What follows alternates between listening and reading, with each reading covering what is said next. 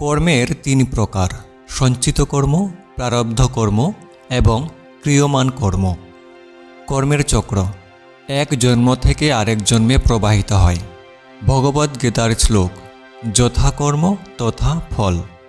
হিন্দু ধর্মে ঋষি এবং মুনিদের জীবন থেকে আমরা কর্মফলের গুরুত্ব সম্পর্কে অসংখ্য শিক্ষা পাই। তাদের জীবনের ঘটনাগুলো আমাদের কর্ম এবং তার অবশ্যম্ভাবী ফলাফল সম্পর্কে গভীর ধারণা প্রদান করে। মহর্ষি বশিষ্ঠ এবং বিশ্বামিত্র। মহর্ষি বশিষ্ঠ ছিলেন একজন ব্রহ্মর্ষি, যিনি ব্রহ্ম জ্ঞান অর্জন করেছিলেন। তিনি অত্যন্ত জ্ঞানী ও ক্ষমতাশালী ছিলেন। অপরদিকে বিশ্বামিত্র ছিলেন এক রাজা, যিনি নিজের তপস্যার মাধ্যমে ঋষি হতে চেয়েছিলেন। একদিন রাজা বিশ্বামিত্র তার বিশাল সেনাবাহিনী নিয়ে বশিষ্ঠ ঋষির আশ্রমে উপস্থিত হন।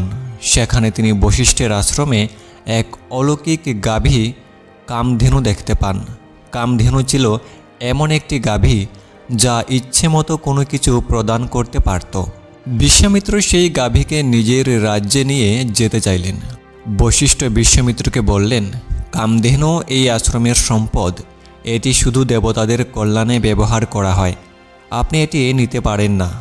বিশ্বামিত্র তার সেনাবাহিনী দিয়ে কামধেনুকে জোর করে নিয়ে যেতে চেষ্টা করেন, কিন্তু বশিষ্ঠ তার তপোবলে সমস্ত সেনাবাহিনী ধ্বংস করে দেন। এই ঘটনায় বিশ্বামিত্র উপলব্ধি করেন যে তার সামরিক শক্তি বশিষ্ঠের তপস্যার শক্তির সামনে কিছুই নয়। তিনি সিদ্ধান্ত নেন যে তিনি রাজকীয় জীবন ত্যাগ করে তপস্যার মাধ্যমে বশিষ্ঠের মতো ব্রহ্মর্ষি হবেন। বিশ্বামিত্র কঠোর তপস্যা শুরু করেন, কিন্তু তার অহংকার এবং রাগ তাকে বারবার ব্যর্থ করে। বহু বছর পরে ত্যাগ, সংযম এবং ধৈর্যের মাধ্যমে তিনি ব্রহ্মর্ষি উপাধি লাভ করেন। এই কাহিনী থেকে আমরা শিখি, অহংকার সর্বদা পতনের কারণ হয়।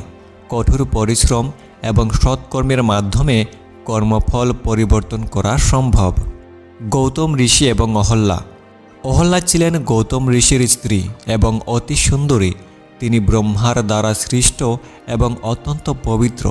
দেবরাজ ইন্দ্র তার প্রতি আকৃষ্ট হন এবং তাকে নিজের করে পেতে চান। একদিন গৌতম ঋষি যখন তপস্যায় ছিলেন, ইন্দ্র তার রূপ ধারণ করে অহল্যার কাছে যান। ইন্দ্রের প্রতারণায় পড়ে অহল্যা তাকে গ্রহণ করেন। গৌতম ঋষি এ ঘটনা জানতে পেরে ইন্দ্রকে অভিশাপ দেন যে তার শরীর শূন্যে পূর্ণ হবে, যার ফলে তিনি সহস্রাক্ষ বা হাজার চোখের অধিকারী হন। তিনি অহল্যাকে পাথরে রূপান্তরিত করেন, কিন্তু বলেন যে একদিন শ্রীরামের স্পর্শে তিনি মুক্তি পাবেন।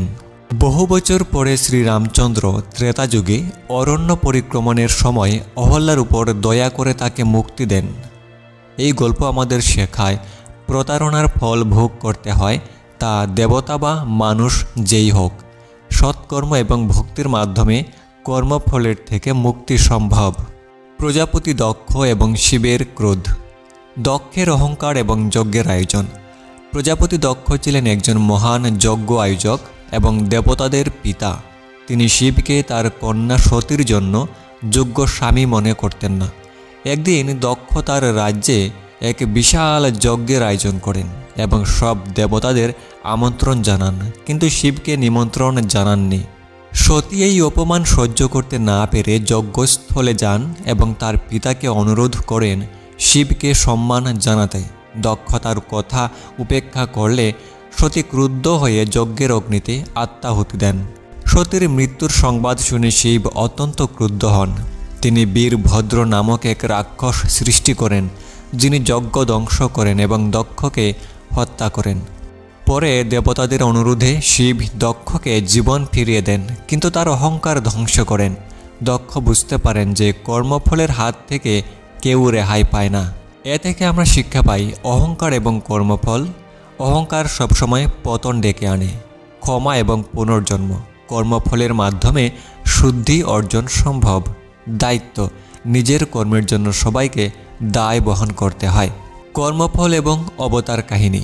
হিন্দু ধর্মে অবতারদের জীবন এবং তাদের কর্ম আমাদের জন্য দিক নির্দেশনা। এই গল্পে ভগবান শ্রীকৃষ্ণ, শ্রীরাম এবং অন্যান্য অবতারদের কর্ম এবং কর্মফল সম্পর্কিত গল্প বিশদভাবে বর্ণনা করা হবে। শ্রীকৃষ্ণ এবং শুকদেবের শিক্ষা। ভগবান শ্রীকৃষ্ণ, যিনি বিষ্ণুর অষ্টম অবতার, কর্ম এবং কর্মফলের দর্শনের অন্যতম প্রচারক, মহাভারতে এবং ভগবদ্গীতায় তিনি কর্মফল সম্পর্কিত অসংখ্য গুরুত্বপূর্ণ শিক্ষার প্রবর্তন করেন। ভগবান শ্রীকৃষ্ণ একবার ঋষি সুখদেবের সঙ্গে একটি আলোচনায় অংশ নেন, যেখানে কর্ম এবং তার ফলের সম্পর্ক নিয়ে আলোচনা হয়। সুখদেব জিজ্ঞাসা করেন, হে কৃষ্ণ, যদি আপনি স্বয়ং ঈশ্বর হন, তবে আপনি কেন জীবের মতো দুঃখ ভোগ করেন? কংসের কারাগারে জন্ম, গোকুলে পালিত হওয়া এবং পরবর্তীতে যুদ্ধ, এসব কি আপনার কর্মফল? ভগবান শ্রীকৃষ্ণ বলেন, হে সুখদেব, আমি অবতার হিসেবে পৃথিবীতে মানব রূপে এসেছি। যখন আমি মানবের রূপ ধারণ করি, তখন আমি মানব জীবনের সমস্ত নিয়ম মেনে চলি। কর্মফল চিরন্তন। আমি কর্ম এবং কর্মফলের মাধ্যমে জীব জগৎকে শেখাতে চাই যে কেউ কর্মফল থেকে মুক্ত নয়, তবে সৎকর্ম মানুষকে মুক্তির পথে নিয়ে যেতে পারে। ভগবান শ্রীকৃষ্ণের জীবনে কর্মফলের উদাহরণ। গান্ধারীর অভিশাপ। কুরুক্ষেত্র যুদ্ধের শেষে গান্ধারী ভগবান শ্রীকৃষ্ণকে অভিশাপ দেন যে তার কুল ধ্বংস হবে। গান্ধারীর অভিশাপ পূর্ণ হয় যদুবংশের ধ্বংসের মাধ্যমে। ভগবান শ্রীকৃষ্ণের মৃত্যু। নিজের কর্মের ফলস্বরূপ কৃষ্ণ একটি জোড়া নামক শিকারীর হাতে নিহত হন। এটি কর্মফলের চিরন্তন সত্যের উদাহরণ। রামায়ণ এবং কর্মফলের চিত্র। রাজা দশরথ একসময় এক শাবরকে ভুলবশত হত্যা করেন। শাবরের পিতামাতা তাকে অভিশাপ দেন যে দশরথ তার পুত্রবিয়োগে মৃত্যুবরণ করবেন। এই অভিশাপই শ্রীরামের বনবাস এবং দশরথের মৃত্যুর কারণ হয়ে ওঠে। রাবণের কর্ম এবং তার ধ্বংস। রাবণ তার অহংকার, নারীদের অপহরণ এবং অন্যায় কাজের জন্য কর্মফলের শিকার হন। তিনি শ্রীরামের হাতে নিহত হন এবং তার সমগ্র লঙ্কা ধ্বংস হয়। এই কাহিনী থেকে আমরা শিক্ষা পাই, কর্মফল অনিবার্য। পাপ কর্ম দুঃখ এবং ধ্বংস ডেকে আনে। মহাভারত এবং কর্মফলের শিক্ষা। দুর্যোধন, যিনি পাণ্ডবদের বিরুদ্ধে ষড়যন্ত্র করেছিলেন, তার অহংকার এবং অন্যায় কর্মের কারণে পতিত হন। দুর্যোধনের কর্ম। দুর্যোধন দ্রৌপদীর অপমান করেন এবং কুরুক্ষেত্র যুদ্ধের সূচনা করেন। কর্মফল। যুদ্ধে তার এবং তার ভাইদের মৃত্যু হয়। বিদুরের বাণী। বিদুর, যিনি ধর্মের প্রতীক, দুর্যোধনকে বহুবার সতর্ক করেন, অন্যায় কর্মের ফল সর্বদা দুঃখময় হয়, ন্যায় পথে চলাই শ্রেয়। কর্ণের কর্মফল। কর্ণ কৌরবদের পক্ষ নিয়ে যুদ্ধ করেন, যদিও তিনি সত্য জানতেন। তার জীবনের দুঃখ তার পরিচয় গোপন করার কর্মের ফল। এই কাহিনী থেকে আমরা শিখি, কর্মের ফল সবাইকে ভোগ করতে হয়, তা যতই ত্যাগ বা সততার সঙ্গে করা হোক না কেন। অবতারদের কর্ম। অবতাররা মানব রূপে তাদের কর্মের মাধ্যমে জীব জগৎকে ধর্ম ও কর্মফলের শিক্ষা দেন। পাপ এবং পুণ্যের ফল। পাপ কর্ম ধ্বংস ডেকে আনে আর পুণ্য কর্ম মুক্তি। কর্মফলের চিরন্তন সত্য। কর্মফল থেকে কেউ মুক্ত নয়, এমনকি ঈশ্বরও যখন মানব রূপে অবতীর্ণ হন। কর্মফল এবং নারী চরিত্রের গল্প। হিন্দু ধর্মের নারী চরিত্ররা কর্মফলের চিরন্তন সত্যের গভীর শিক্ষা বহন করে। তাদের জীবন ও অভিজ্ঞতা কেবলমাত্র তাদের ব্যক্তিগত নয়, বরং সমগ্র সমাজের জন্য শিক্ষণীয়। এই গল্পে সীতা, কুন্তী এবং দ্রৌপদীর মতো নারী চরিত্রদের কর্ম ও কর্মফলের সম্পর্কে বিশদভাবে আলোচনা করা হবে। সীতা এবং রামের বিচ্ছেদ। সীতা ছিলেন জনক রাজা ও রানী সুনয়নার কন্যা। তিনি অত্যন্ত পবিত্র এবং সদাচারী ছিলেন। শ্রীরামের সঙ্গে তার বিবাহ, বনবাস এবং তার অগ্নি পরীক্ষা সবই কর্মফল এবং জীবনের চক্রের নিখুঁত উদাহরণ। রাবণ কর্তৃক অপহরণ এবং অগ্নি পরীক্ষা। রাবণ সীতাকে অপহরণ করেন, যা তার কর্মের ফল হিসেবে লঙ্কার ধ্বংসের কারণ হয়। শ্রীরামের আদেশে সীতা অগ্নি পরীক্ষা দেন, যা তার পবিত্রতা প্রমাণ করে। পরবর্তীতে প্রজাদের সন্দেহের কারণে শ্রীরাম সীতাকে বনবাসে পাঠান। সীতা নিজেকে মাটির কাছে সমর্পণ করেন এবং পৃথিবী তাকে গ্রহণ করেন। তা থেকে আমরা শিক্ষা পাই, সমাজের কল্যাণে ব্যক্তিগত দুঃখ গ্রহণ করা মহান কর্ম। কর্মফল কেবলমাত্র ব্যক্তির উপর নয়, সামাজিক ব্যবস্থার উপরও প্রভাব ফেলে। কুন্তী এবং তার ত্যাগের কর্মফল।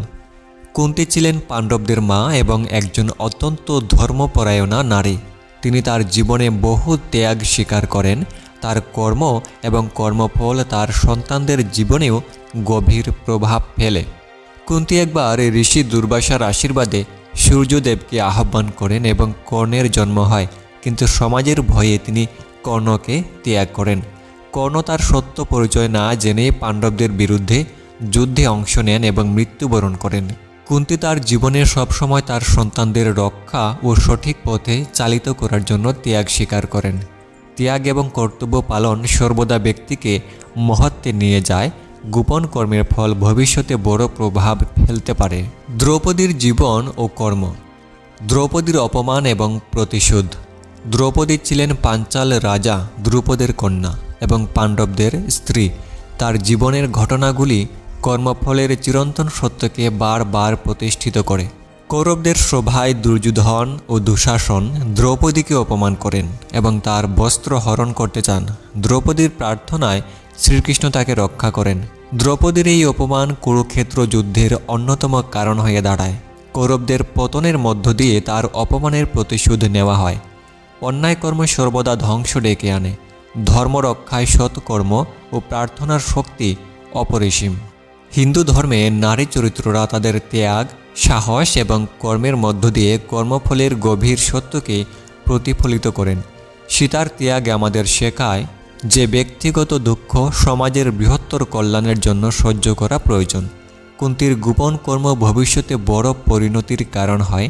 দ্রৌপদীর অপমান প্রমাণ করে যে অন্যায় কর্মের ফল ধ্বংস ছাড়া কিছুই হতে পারে না। নারীদের জীবন থেকে শিক্ষা। সত্য এবং ধর্ম পালন। নারীদের চরিত্র আমাদের শিক্ষা দেয় যে সত্য এবং ধর্মপথে চলার ফলে কর্মফল সদা শুভ হয়। ত্যাগ এবং সহনশীলতা। ত্যাগ এবং ধৈর্যের মাধ্যমে মহত্ব অর্জন করা সম্ভব। নারীদের কর্ম এবং কর্মফলের দৃষ্টান্ত আমাদের জীবনের প্রতিটি স্তরে সত্য এবং সৎকর্মের গুরুত্ব তুলে ধরে।